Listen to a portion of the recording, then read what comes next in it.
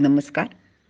मागील श्लोकातनं आपण पाहिलं की अर्जुन युद्ध करायला तयार नाही आहे आणि ते युद्ध तो का करणार नाही आहे त्याची अनेक कारणं तो भगवंताला पुढील काही श्लोकातून सांगत आहे. आज आपण श्लोक क्रमांक 32 ते 35 यांचा एकत्र विचार करणार आहोत. श्लोक ऐकूया. श्लोक 32. न काङ्क्षे विजयं कृष्ण न च राज्यं सुखानि च किन्नो राज्येन गोविन्द किं भोगैर्जीवितेन वा. श्लोक 33. येषामर्थे काङ्क्षितन्नो राज्यं भोगाः सुखानि च त इमेव स्थिता युद्धे प्राणांस्त्यक्त्वा धनानि च. श्लोक 34.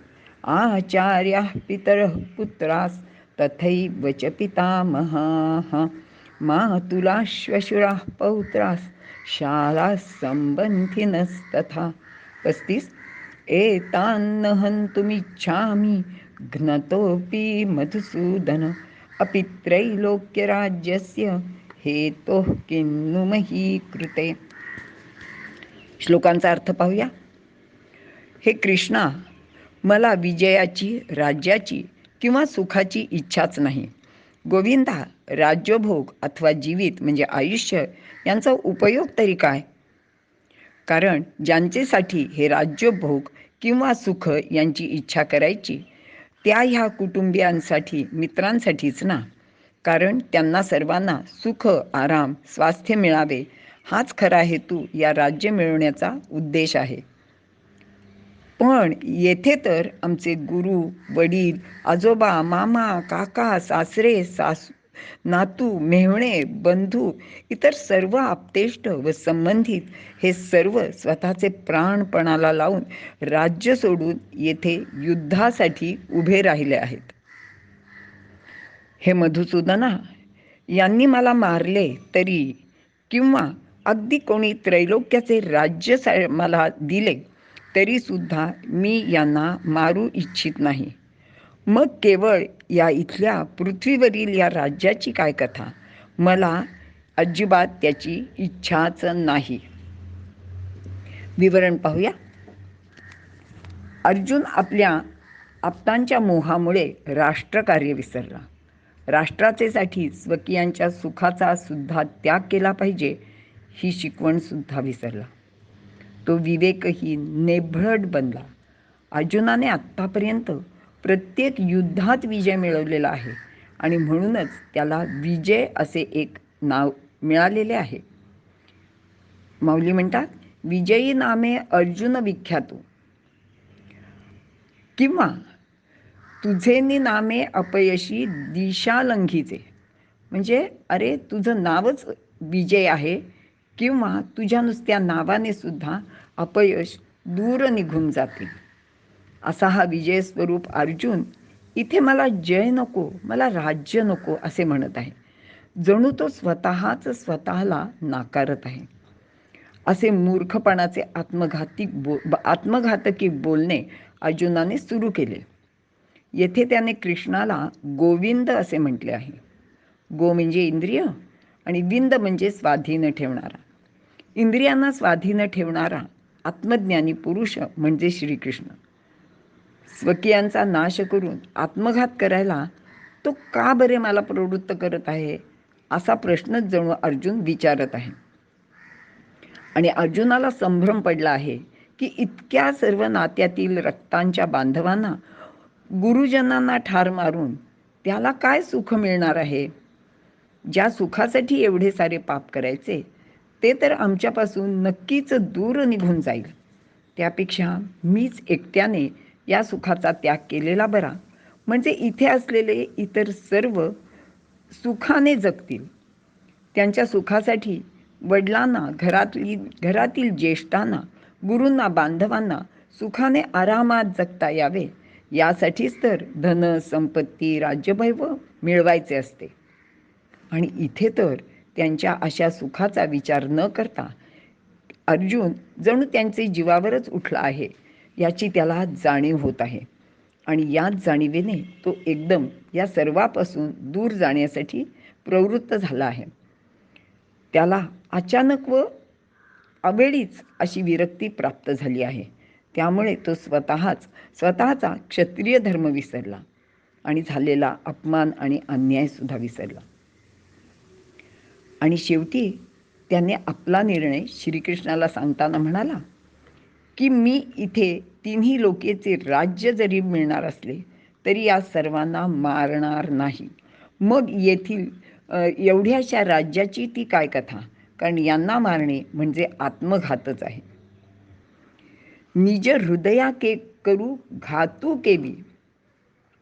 आणि कुळामध्ये पुत्र जन्माला यावा असे वडीलधाऱ्यांना नेहमीच वाटते, आणि ते काय त्यांच्याच संहार करणारा पुत्र जन्माला यावा म्हणून करतात का? तर हे मधुसूदना, मी तुला स्पष्टच सांगतो की यांनी जरी मला मारले तरी चालेल, पण मी यांचेवर शस्त्र उचलणार नाही. अर्जुनाच्या या बोलण्यावरून त्याचे मनावर भीतीचा किती जबरदस्त पगडा होता हे लक्षात येते. या भीतीमुळेच तर बुद्धीला मोह झाला होता. युद्ध करायचे, राज्य मिळवायचेच हे पक्के ठरलेले असताना प्रत्यक्ष युद्धभूमीवर आल्यावर तो म्हणत आहे की मला विजय नको, राज्य नको, सुखसुद्धा नको, अगदी जगणेसुद्धा नको.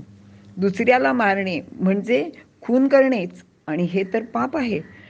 पण स्वभूमीवर शत्रूचा वध करण्यात पाप नाही, आणि दुसऱ्याला मारण्यात जसे पाप आहे तसेच स्वतः आत्मघात करणे ही सुद्धा आत्महत्या म्हणजे पापच आहे. युद्धात लढाई न करता किंवा शत्रूला प्रतिकार न करता स्वतःहून मरणे म्हणजे आत्महत्याच आहे. अशा आत्महत्या करणाऱ्याला पुन्हा मनुष्य योनीतील जन्म मिळत नाही असे ईशावास्य म्हणते. उपनिषदात तसे लिहिलेलं आहे. अर्जुनाची जणू विचारशक्तीच येथे नष्ट झालेली दिसते. अर्जुन पुढे म्हणतो, मला राज्य नको, माझ्या नातलगांचे सुखापुढे मला त्या राज्याची अजिबात किंमत नाही. राज्य मातीमोल असलेली आणि ते शाश्वतही नाही, हे सुद्धा खरे मानले तरी पण सत्याचे काय? कारण राज्य वारसा हक्काने पांडवांचेच होते. ते त्यांचेकडून कपटाने बळजबरीने बळकावले गेले होते. अशा वेळी हक्कासाठी, सत्यासाठी लढणे, अन्यायाविरुद्ध आवाज उठवणे हे त्याचे कर्तव्यच आहे. आणि तो ज्या अपतेष्टांची गोष्ट करत होता त्यामध्ये माता कुंती, धर्मराजादी सर्व बंधू, पत्नी द्रौपदी व सर्व मुले यांचा विचारही त्यांनी करायलाच हवा होता. ह्या गोष्टीचा तर त्याला अगदी सपशेल विसरच पडलेला दिसतो. तो केवळ भीष्माचार्य, द्रोणाचार्य आणि कौरव बांधवांचाच विचार करीत होता. या लोकांचे समक्ष पत्नी म्हणजे राणी द्रौपदीवर विटंबनेची वेळ आली आणि त्यावेळी भीष्म, द्रोण यांनी बघ्याची भूमिका घेतली होती आणि कौरवांनी तर प्रत्यक्षच नीच कृत्य केले होते. जर राणीवर अशी वेळ येत असेल तर राज्यातील अन्य स्त्रियांचे काय याचा सुद्धा विचार इथे करायला हवा. या सर्वांचे रक्षणाची जबाबदारी त्याने घ्यायलाच हवी होती. ते त्याचे कर्तव्यच आहे. सद्गुणांची विकृती झाली की हे असे विचार येतात. शत्रूवर फाजील विश्वास, नको तेथे माणुसकीचा पुळका, अशा गोष्टींनी भारतीयांनी स्वतःचे फार मोठे नुकसान करून घेतलेले आहे. ज्या श्रीकृष्णाची आपण रोज पूजा आणि आरती करतो त्याने अशा प्रसंगी काय करावे याचा उपदेशही आपण विसरून जातो. श्रीकृष्णांनी सांगितलंय, तस्माद उत्तिष्ठ कौंतेय युद्धाय कृतनिश्चयः. हा आदेश विसरून अनेक वेळा शत्रूशी सामोपचाराने बोलणी करून भारतीयांनी स्वतःचा घात अनेक वेळा केलेला आहे. अर्जुनही त्याला अपवाद नव्हता. अर्जुन श्रीकृष्णाला येथे मधुसूदन म्हणत आहे. मधु राक्षसाला ठार मारणारा तो मधुसूदन, म्हणजे शत्रूला ठार मारणाऱ्या कृष्णालाच अर्जुन सांगत आहे की शत्रूशी युद्ध करणार नाही, त्यांना ठार मारणार नाही. वेळ पडली तर तो स्वतःच मरायला तयार झाला. आता याला काय म्हणावे? हे सर्व ऐकून श्रीकृष्णाला सुद्धा आश्चर्य वाटले. आता मधुसूदन असे म्हणण्यात अर्जुनाचा आणखी एक उद्देश दिसून येतो, तो म्हणजे श्रीकृष्णाने मधु नावाच्या राक्षसाला ठार मारले. पण अर्जुनाला तर आचार्य, पितामह, बंधू, आप्तेष्ट यांना ठार मारायचे आहे. दैत्य आणि हे दोघे समानच कसे असतील? समोर तर परकीय शत्रू किंवा राक्षस असतील तर अर्जुन त्यांच्याशी युद्ध करील. पण अर्जुन येथे एक विसरला की श्रीकृष्णाने अन्याय करणाऱ्या आपल्या मामाला बालपणीच ठार मारले होते. शिशुपाल हा सुद्धा त्याचा भाऊच होता. कृष्णाने आपल्या कृतीने अन्याय करणारा तो शत्रू हे दाखवून दिले होते. अर्जुनाला याचा सुद्धा विसर पडला. म्हणून तो स्वतःचे जीवापेक्षा, आपल्या कुटुंबापेक्षा शत्रू म्हणून समोर उभ्या असलेल्या दुष्ट आप्तांचा, त्यांची बाजू घेणाऱ्या लोकांचा जास्त विचार करायला लागला आणि स्वतःचे समर्थन करताना म्हणू लागला की मी असे विपरीत वागलो तर माझ्याबद्दल कोणाचे मनात प्रेम किंवा आदर राहील?